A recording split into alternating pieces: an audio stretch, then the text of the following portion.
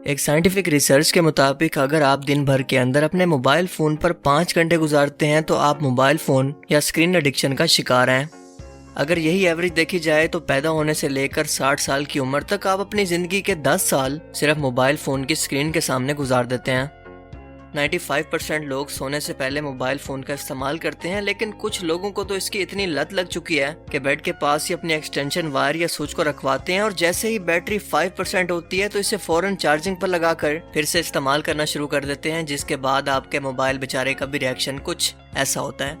हरामजादे, तुझसे बड़ा कमीना मैंने जिंदगी में नहीं देखा और अब देखोगे भी नहीं।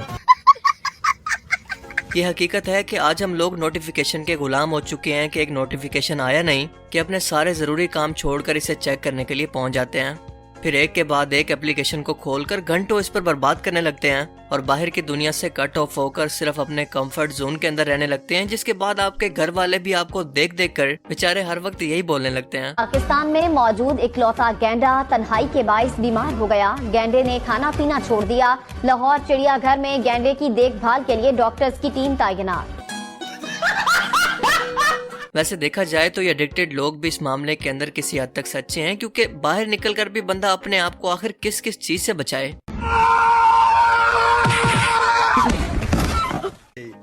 लेकिन फिर भी कोशिश करें कि किसी हॉबी या फिजिकल एक्टिविटीज के अंदर खुद को मसरूफ रखें ताकि इस नशे से बच सकें। वैसे आप अपने मोबाइल फोन पर दिन भर के अंदर कितना वक्त जाया करते हैं, मुझे कमेंट सेक्शन में जरूर बताना। एक ऐसी मुनफरिद वीडियो सीरीज जिसमें हम दुनिया कायनात से मुतल्लिक ऐसी हैरत अंगेज और ऐसी इंटरेस्टिंग किस्म की फैक्ट्स जानते हैं जो कि आपने आज से पहले कभी ना सुनी हो, और इनके बारे में जानकर आप एक ही वर्ड बोलेंगे, छोटी बच्ची हो क्या? तो चलिए शुरू करते हैं आज का ये इंटरेस्टिंग एपिसोड।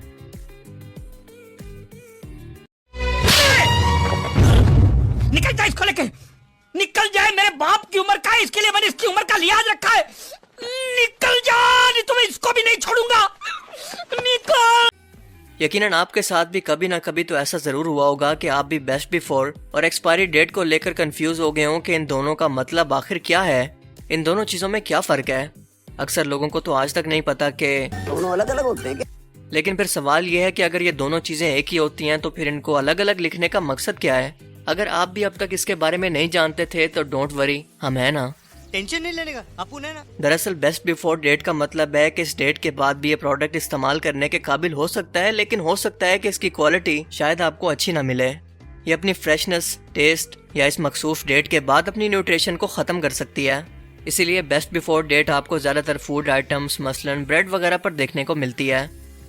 लेकिन एक्सपायरी डेट का मतलब है कि इस डेट के बाद इस प्रोडक्ट को इस्तेमाल नहीं करना चाहिए, ये काबिल इस्तेमाल नहीं रहती। और ऐसा भी नहीं है कि इसको बिल्कुल इस्तेमाल नहीं किया जा सकता, बल्कि इसको इस्तेमाल करने का कोई फायदा नहीं होता, क्योंकि इस प्रोडक्ट के अंदर जो भी न्यूट्रिशन या फार्मूला मौजूद होगा वो इस वक्त तक बेअसर हो जाएगा, मसलन मेडिसिन वगैरह। हमारी इस कायनात के अंदर मजीद खोज के लिए इंसान की जुस्तजू मुसलसल बढ़ती जा रही है और इसी मकसद के लिए दुनिया का सबसे बड़ा डिजिटल कैमरा तैयार कर लिया गया है, जो कि 2666 आईफोन 14 के बराबर की रेजोल्यूशन की तस्वीर को कैप्चर कर सकता है। इस डिजिटल कैमरे को चिली के अंदर मौजूद वेरा सी रियोबिन ऑब्जर्वेटरी में एक टेलीस्कोप पर लगाया जाएगा, जिसे स्टैनफोर्ड लिनियर एक्सेलरेटरी लेबोरेटरी के माहिरीन ने तैयार किया और इसे LCLT कैमरे का नाम दिया गया है, जो जेम्स वेब टेलीस्कोप की तरह जमीन पर मौजूद रहकर कायनात की गहराइयों के अंदर झांक सकती है, जिसके अंदर लगे 3200 मेगापिक्सल के सेंसर चांद पर मौजूद ज़रात को भी देख सकते हैं। इस कैमरे का वजन 3 टन और इसकी जिसामत एक छोटी कार के बराबर है। इस टेलीस्कोप से ये उम्मीद की जा रही है कि ये बहुत से नए सितारों, सियारों, कहकशाओं और दूसरी नई एस्ट्रोनॉमिकल बॉडीज की तलाश के अलावा कायनात की सबसे पुरअसरार चीज यानी डार्क मैटर और डार्क एनर्जी की तलाश के अंदर भी मदद करेगी।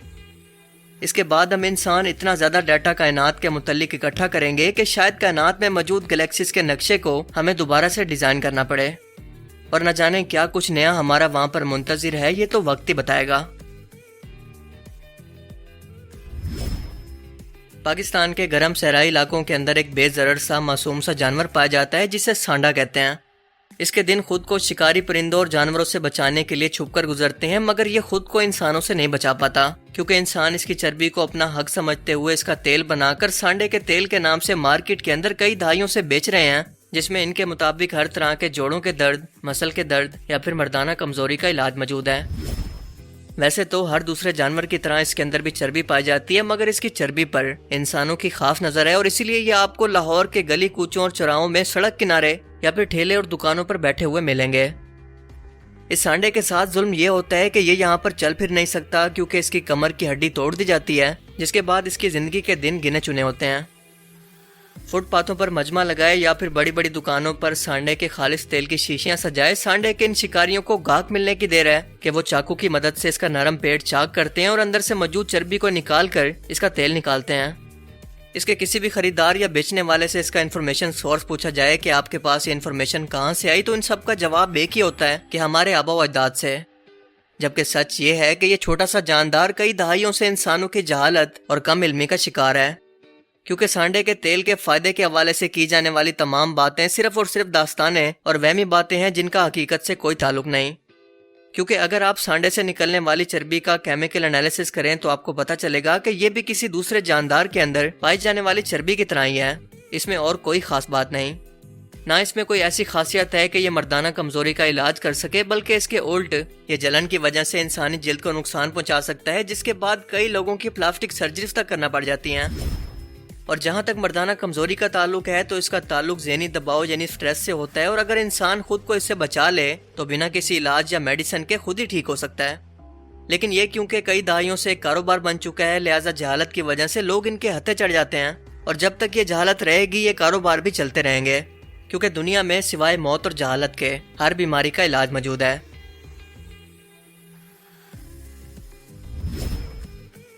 ऑस्ट्रेलिया मुल्क इस वक्त एक बहुत बड़े मसले के अंदर फंस चुका है, और वो मसला ये है कि इसकी आबादी मुसलसल बढ़ने की बजाय कम हो रही है। गैर मुल्की लोग तो यहाँ पर नेशनलिटी लेकर आबाद हो रहे हैं, लेकिन लोकल लोग आहिस्ता आहिस्ता कम हो रहे हैं, क्योंकि ऑस्ट्रेलिया की औरतें ज्यादा बच्चे नहीं पैदा कर रही। लिहाजा हुकूमत इस बात पर गौर कर रही है कि हर बच्चा पैदा करने वाली ऑस्ट्रेलियन औरत को $5000 मंथली दिए जाएं, जैसा कि 2008 से पहले भी दिए जाते रहे।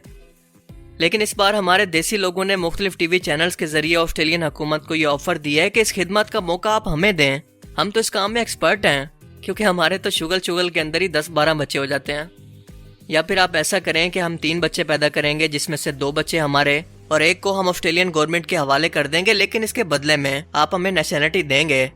जिसके जवाब में ऑस्ट्रेलियन गवर्नमेंट का कहना था, बहुत तेज हो रहा है, बहुत तेज हो रहा। और जब से ये खबर दुनिया के सामने आई कि ऑस्ट्रेलियन बर्थ रेट आज तक के सबसे लोएस्ट रेट पर है और हुकूमत इस ऑफर पर गौर कर रही है, तो इंडियन और पाकिस्तानी देसी लोग वीजा लगवाने के लिए कल रात से खाना अपने साथ बांधकर ऑस्ट्रेलियन एम्बेसी के अंदर बैठे हुए हैं।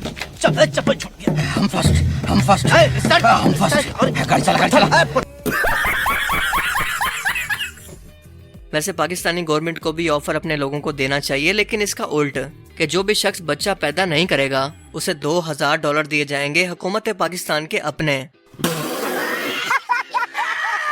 दरअसल मसला यह है कि ऑस्ट्रेलिया का रकबा बहुत ज्यादा है, मगर इसके सिर्फ किनारों पर तकरीबन 2% हिस्से पर आबादी मौजूद है, बाकी तमाम इलाका वीरान या बंजर पड़ा हुआ है। जहाँ तक रोड्स तो हैं, लेकिन लोग वहाँ पर रहना पसंद नहीं करते। और अब की बार ऑस्ट्रेलियन हुकूमत इस पर गौर इसलिए कर रही है क्योंकि इस पर भी पाकिस्तान की तरह बहुत कर्ज है, लिहाजा वो इतना पैसा अफोर्ड नहीं कर सकती। लेकिन इस बारे में क्या फैसला करती है ये तो कुछ ही दिन के अंदर पता चल जाएगा, लेकिन अच्छा मौका है तमाम बेरोजगारों को ऑस्ट्रेलिया एक्सपोर्ट करने का, जिसके यकीनन कुछ ही टाइम के बाद ऑस्ट्रेलियन गवर्नमेंट को भी फैमिली प्लानिंग के इख्तियार देना पड़ेंगे कि खुदा का वास्ता है बस कर दो। हमारी ऑफर का यानी हमारी शक्तियों का गलत इस्तेमाल किया गया है। वैसे देखा जाए तो स्कीम तो अच्छी है जिसके अंदर दोनों का फायदा है, लेकिन अपनी औलाद किसी और को दे देना, वो भी पैसा और नेशनलिटी की खातिर, ये शर्म की बात है। ऐसा नहीं होना चाहिए। तो आज के amazing random facts around the world की सीरीज में सिर्फ इतना ही। आपको इनमें से सबसे अमेजिंग फैक्ट्स कौन सी लगी और क्यों, अपनी कीमती राय का इजहार कमेंट सेक्शन में जरूर करें। और जो लोग वीडियो को बिना कहे लाइक कर देते हैं, कन्फर्म जन्नती है, कन्फर्म जन्नती है। अब मैं मिलूंगा आपसे कैसी ही नई इंटरेस्टिंग वीडियो में। तब तक के लिए अपना बहुत सा ख्याल रखिएगा। Thanks for watching this video. अल्लाह हाफिज। खत्म। Bye bye, tata, good bye, गया।